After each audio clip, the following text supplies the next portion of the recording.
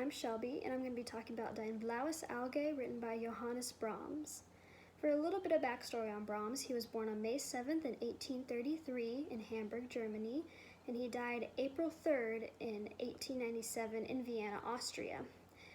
He was a great composer and virtuosic pianist during the Romantic period, and he became well known for tying in the classical roots into the new Romantic music style. Although Brahms never had a wife or children, he had a slightly famous affair with a woman named Agathe von Siebold in 1858, and he also famously had some romantic feelings for a woman named Clara Schumann, who was the wife of his close friend and occasional partner composer, Robert Schumann.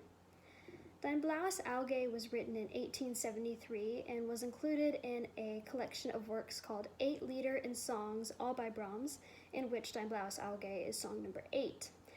And although his compositions weren't very well known at the time, a decade after Dein blaues Auge was written, his popularity and fame began to rise with the release of his first 2 symphonies, which also helped him become known as a very great symphonic composition writer, as well as a great sonata composition writer.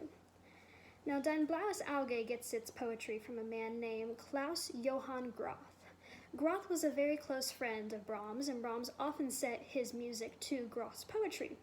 And although Dein blaues Auge is written in a dialect of the German language called High German, Groth's native dialect was Low German, and he actually grew fame from writing his poems in the Low German dialect. And although Brahms also spoke Low German dialect, he never set any of Groth's Low German dialect pieces to music because he felt that made the music all too personal. I'm going to go ahead and read the translation as well as the poem written by Groth. It's called Dein blaues Auge hält so still. Dein blaues Auge hält so still, your blue eyes hold so still. Ich blicke bis zum Grund, I look into their depths. Du fragst mich, was ich sehen will. You ask me what I want to see. Ich sehe mich gesund. I see myself well again. Es brannte mich ein glühend Paar. One blazing pair of eyes burned me. Noch Schmerz, das Nachgefühl. The feeling from it still hurts. Das Deine ist wie sie so klar. Yet your eyes are like a lake so clear, und wie ein See so kühl, and like a lake so cool.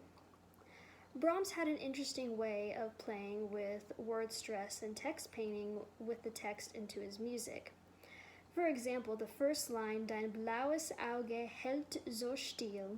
In the music, he writes the most important words of the phrase being blaues and hält as blue and hold.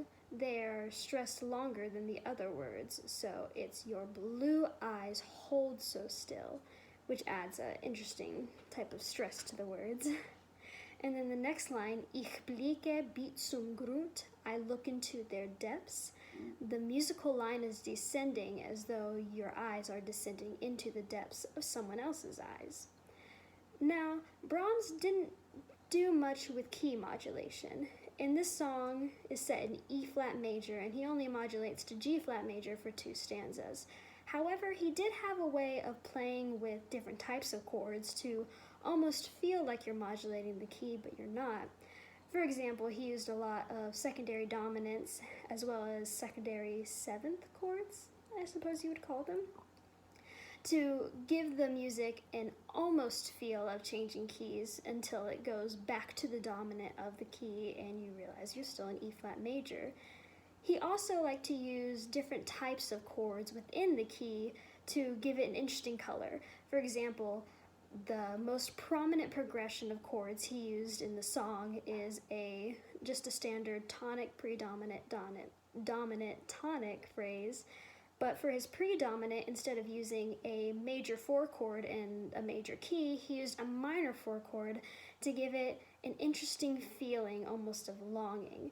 And that theme actually comes back many times throughout the piece and is the central motif of this entire piece.